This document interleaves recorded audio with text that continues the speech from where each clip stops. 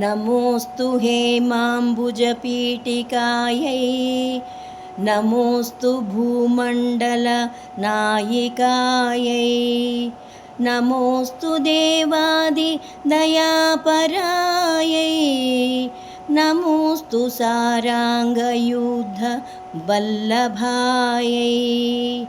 नमोऽस्तु देव्यै भृगुनन्दनायै नमोऽस्तु विष्णोरुरस्थितायै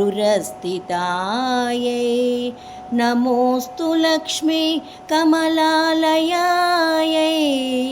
नमोऽस्तु दामोदर वल्लभायै नमोऽस्तु कान्त्यै कमलेक्षणायै नमोऽस्तु भूत्यै भुवनप्रसूत्यै